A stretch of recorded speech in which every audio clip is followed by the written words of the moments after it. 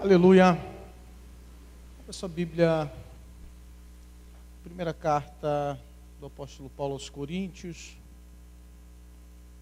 capítulo 2. Nós vamos ler os versos 14 e 16. Aleluia.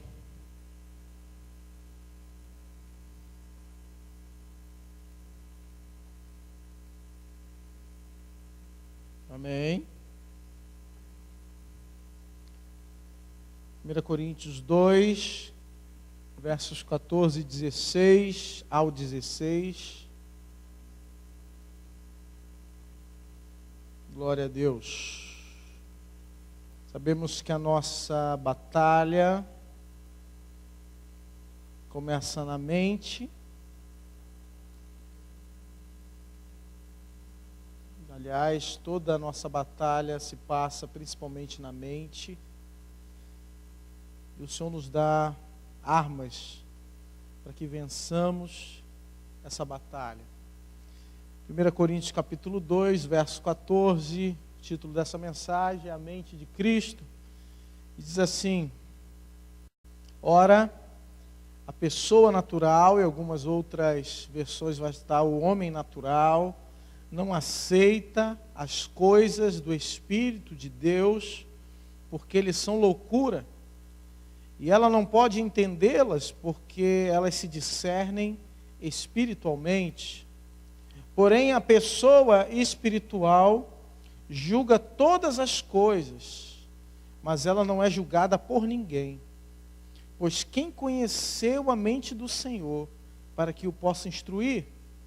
Nós, porém, temos a mente de Cristo. Será que podemos repetir juntos esse final? Nós, porém, temos a mente de Cristo. Amém?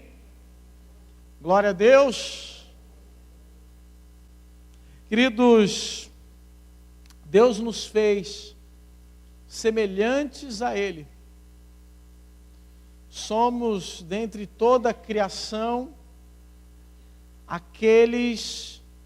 aquela criatura que é semelhante ao Senhor. A Bíblia vai dizer que Deus, ao criar o homem, os fez à sua imagem e à sua semelhança.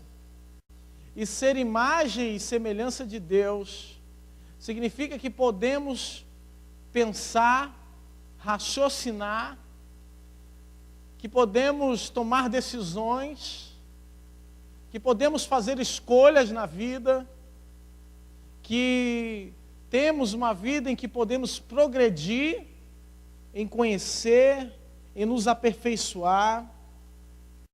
Ser semelhante a Deus é uma capacidade incrível que Deus colocou e concedeu ao homem.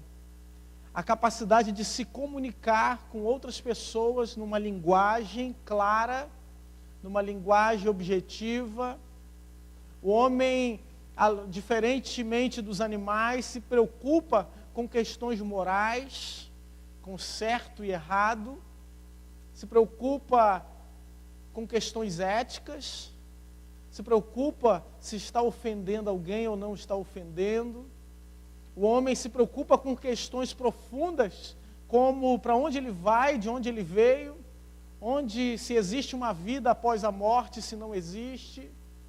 O homem é dotado da capacidade de pensar. Deus nos deu uma cabeça, um cérebro, que é para ser usado, graças a Deus e amém. Deus nos deu essa capacidade, nos colocou a capacidade de pensar, algo que nenhum outro animal tem. Ainda que alguns animais possuam uma certa habilidade, possuam algum instinto ou uma capacidade, e possuam também cérebro, como nós, e possuam habilidades fantásticas. Nós vemos cães que fazem coisas maravilhosas, mas o ser humano pode questionar, pode inquirir. O ser humano, ele é capaz de tomar decisões e mudar o futuro, mudar o destino, mudar o próximo, mudar aquilo que está fora dele. O ser humano pensa naquilo que é transcendental, pensa naquilo que está fora de si mesmo, pensa na existência de um ser superior, na existência de Deus. O ser humano é dotado de pensar, pelo raciocínio. O próprio fato de pessoas negarem a existência de Deus já revela um pensamento, já revela que alguém pensou se há ou não Deus, se há ou não um ser superior, se há ou não alguém que governa essa terra e que tem todo o poder sobre ela. Por isso somos diferentes, e é tão tremendo isso, que Deus, quando criou todas as coisas, a Bíblia diz que Ele chamou o homem para que o homem desse nome aos animais, mostrando que o homem seria senhor, ou estaria acima de toda a criação. A Bíblia diz que o homem é a primícia de toda a criação. Ele é primícia de tudo aquilo que Deus fez. E estamos aqui crendo num Deus que nos deu essa mente maravilhosa. Uma mente que é capaz de construir, uma mente que é capaz de realizar, uma mente que é capaz de fazer grandes descobertas, uma mente capaz, e você tem essa mente capaz, uma mente que pode mudar o seu destino, o seu futuro. Hoje eu ouvia um homem falar que ele começou no primeiro dia de aula, dar aula para alunos, aula de inglês, e quando ele começou, que ele chegou na sala para alunos de 5 anos de idade, quando ele começou a falar, quando ele ficou espantado com a situação que ele viu. Era criança brincando, criança jogando brinquedo para o lado, um colocou uma mochila na cabeça e falou, eu sou uma mochila, eu sou uma mochila. E ele não conseguia dar aula, até que ele usou a criatividade, falou, olha, eu vou fazer uma mágica aqui. Daqui a pouco todas as crianças pararam e começaram a olhar aquilo que aquele homem estava fazendo, falando. Nós somos dotados de criatividade.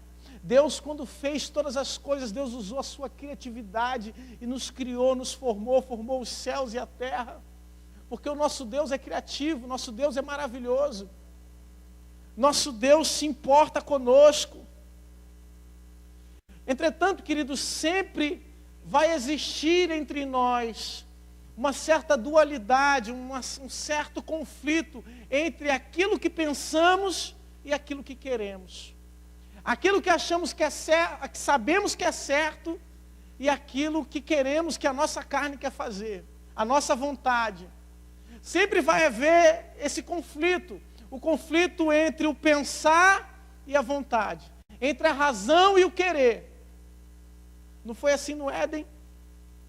A mulher sabia que aquela árvore era proibida, não era para se comer, mas ela era bela, era bonita aos olhos, e a vontade falou mais alto que a razão. O querer falou mais alto que aquilo que estava no seu pensamento, aquilo que ela conhecia. E muitas vezes somos tomados por uma vontade, por um querer, e os veículos, os meios de publicidade já souberam, já sabem disso, e usam isso muito bem para nos conquistar. Muitas vezes nós estamos em casa, tranquilo, e passa aquela propaganda da Coca-Cola maravilhosa, tremenda, de Deus, aquela família reunida, de repente bate aquela vontade de tomar uma Coca-Cola, porque nem sempre a razão fala mais forte que a nossa vontade. Cansei de receber inúmeros vídeos de pessoas dizendo, olha, Coca-Cola faz mal, Coca-Cola tem não sei quantos quilos de açúcar lá dentro. Tem gente que tem quase 2 quilos, a garrafa tem 2 litros, tem 2 quilos de açúcar. Meu Deus, irmão, que matemática é essa? Que Coca-Cola tira ferrugem, Coca-Cola, eu falei, meu Deus, deve ser maravilhoso por dentro da gente, deve. Mas mesmo assim, a gente não consegue parar de beber. Porque nem sempre a razão está atrelada ou está junto com a nossa vontade. Sempre nas propagandas de cerveja, nós vemos aquela mulher bonita, até parece que a pessoa que bebe cerveja fica desse jeito. Vemos algo para atrair a atenção, atrair a sua vontade ser cada vez mais exacerbada e superar ou estar acima da razão. Quando eu vejo, e crianças são tomadas pela vontade, criança não tem ainda desenvolvida a sua capacidade de raciocínio. Então, as propagandas de brinquedos são todas voltadas, e quando são voltadas para crianças, são para atrair atenção, coloridas, com brincadeira, com um monte de coisa que atrai a atenção das crianças, a vontade das crianças. Eu tenho um filho pequeno de 3 anos, e meu filho, constantemente eu consigo mudar a vontade dele. Ele quer uma coisa, de repente eu ofereço uma outra coisa, que ele quer mais do que aquela. E eu consigo, de certa forma, manipular a vontade do meu filho. Misericórdia, confessei o meu pecado. Mas é exatamente o que fazem conosco. E é exatamente o que Satanás quer fazer na nossa vida, quer manipular a nossa vontade. Quer fazer com que a nossa vontade supere a nossa capacidade de pensar. Com que a nossa vontade esteja acima da nossa razão. Ou daquilo que consideramos ser correto, certo e errado. Quer que a nossa vontade esteja acima daquilo que julgamos ser de Deus ou não. No Salmo 32, no versículo 9, a palavra de Deus vai dizer: não sejam como o cavalo ou a mula, que não tem entendimento. Deus nos deu entendimento. Nos deu a capacidade de sermos diferentes de todos os seres. Quando nós somos levados ou tomamos decisões simplesmente pela nossa vontade, nós estamos nos igualando aos animais. Quando somos levados a tomar decisões simplesmente ou meramente pela vontade humana, quando comemos demais e temos atitudes que simplesmente são para satisfazer a nossa vontade, nós estamos fugindo do propósito de Deus. Nós estamos fugindo da vontade de Deus para a nossa vida. Porque a vontade de Deus é que pensemos, e por isso que eu quero dizer que a nossa fé, ela está atrelada ao nosso pensamento. Ela está atrelada àquilo que pensamos, àquilo que acreditamos. A nossa fé não é um salto no escuro, não é um pulo que nós damos num buraco negro e que não sabemos onde vamos parar. A nossa fé tem um propósito, tem uma razão em Deus, tem uma justificativa em Deus. Nós estamos vivendo hoje um processo de inversão, em que os homens estão se tornando como os animais, e os animais estão se tornando como homens. Hoje, os homens estão embrutecendo, as pessoas estão se embrutecendo, estão se tornando insensíveis às demais, se tornando separadas das demais, não se preocupando mais com o próximo, não se preocupando mais com o outro. Enquanto nós temos animais que têm atitudes muito mais humanas do que muito humano. Pouco tempo atrás, um jovem no meu trabalho disse que não ia trabalhar. Olha, hoje infelizmente não vou poder, mandou uma mensagem no WhatsApp, dizendo que ele não ia poder trabalhar hoje porque a cachorrinha dele, a Pandinha, estava doente. Ele chegou em casa, ele teve que fazer massagem cardíaca, respiração boca a boca. Eu falei, meu Deus, é quase um socorrista esse rapaz, que ele não poderia trabalhar. E a justificativa dele foi muito boa. Eu falei, depois dessa justificativa aí, é melhor nem questionar, deixa quieto isso aí. Ele falou que quando ele chega no trabalho, ninguém faz festa para ele. Ninguém abana o rabo, ninguém abraça ele. Mas quando ele chega em casa, a cachorra faz uma festa danada. A cachorra pula em cima dele, lambe. Então ele falou, por causa disso, ele não ia poder trabalhar hoje, porque a cachorra era muito mais importante do que os colegas de trabalho. E hoje eu vejo pessoas que elas se alegram ou ficam mais felizes quando elas veem um animal na rua do que quando elas veem uma criança. Meu filho assiste, agora tem uma série no Netflix, mas também um desenho, O Poderoso Chefinho. E no filme do Poderoso Chefinho, há uma guerra entre o amor dos humanos.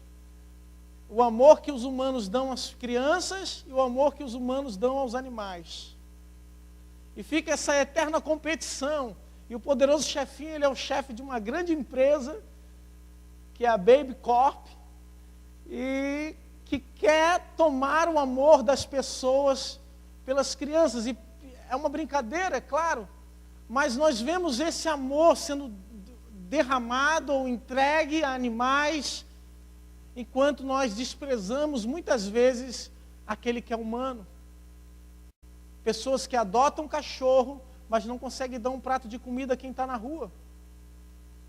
Pessoas que têm e dedicam a vida como ativistas pela causa animal, mas não conseguem demonstrar amor ao ser humano que está do lado.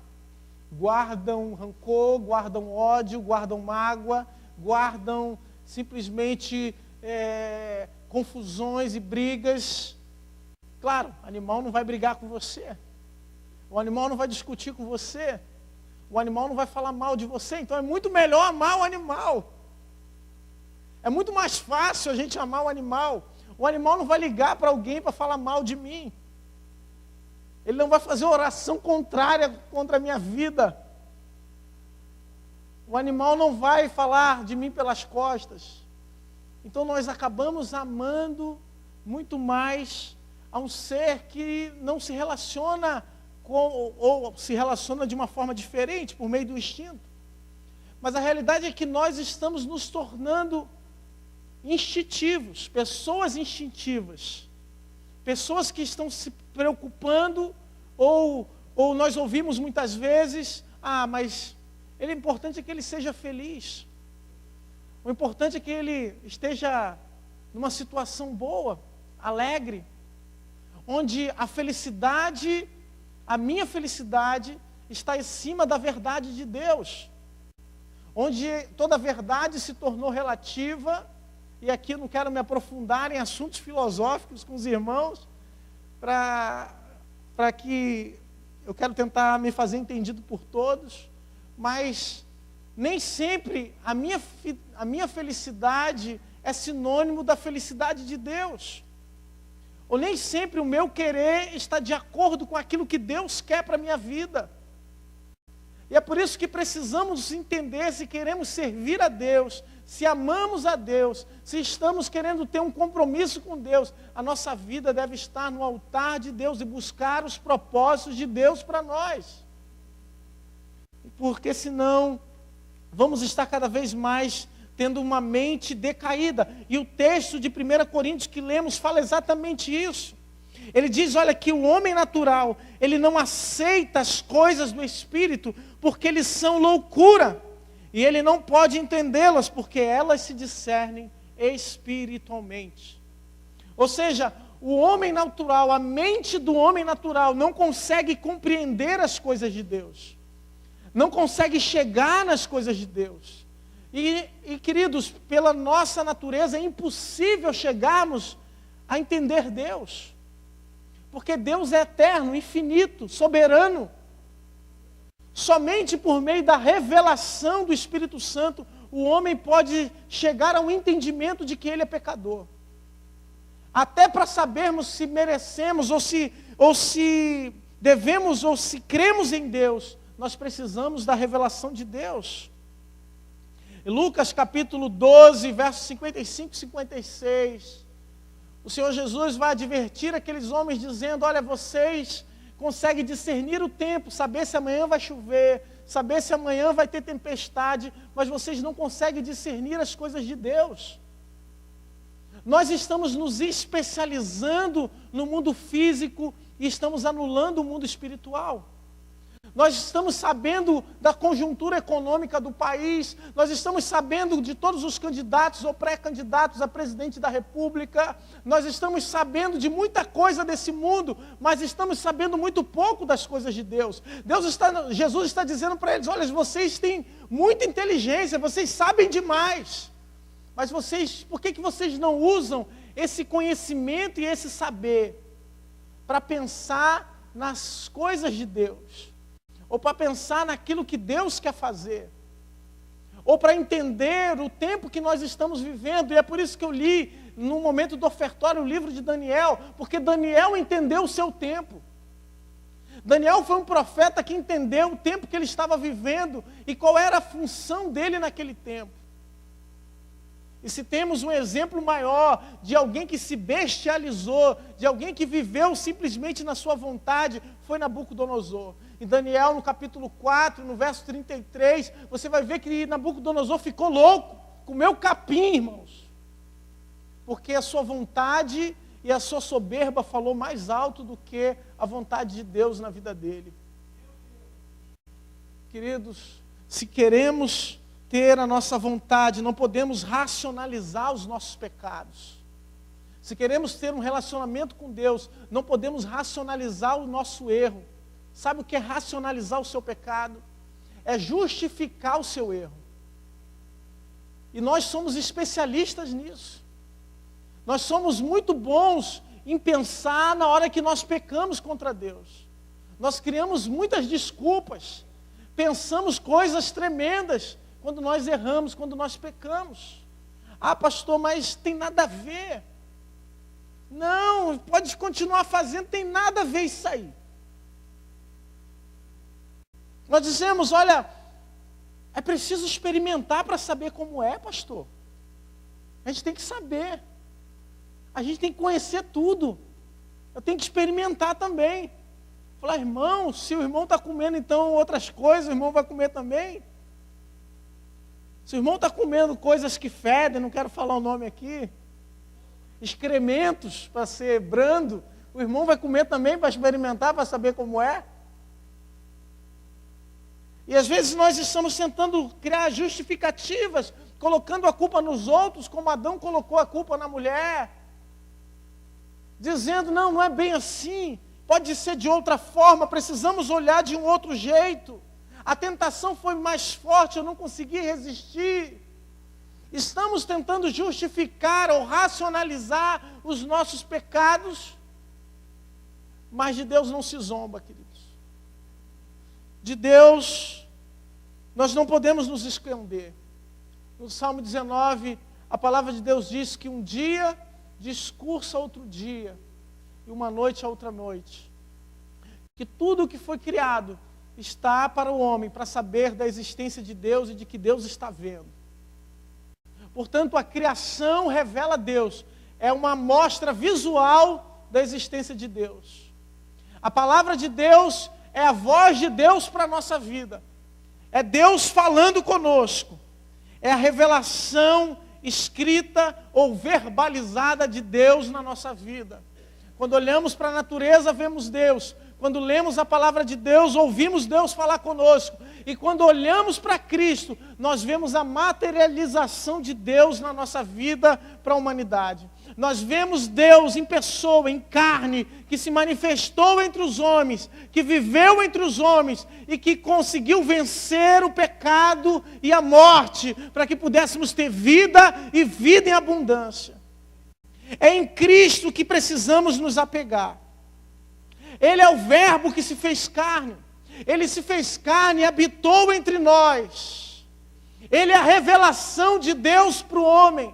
Ele é a revelação de Deus para a nossa vida. Nele nós enxergamos Deus e ouvimos Deus falar. Quando Jesus estava no deserto, que Satanás se apresentou a Jesus para o tentar. Eu já estou terminando. Oh Jesus, glória a Deus. Vindo de você, Francisco, é um elogio. Aleluia. Francisco está aí, mas é uma benção. Ele brinca assim mesmo, os irmãos. Muitos não entendem.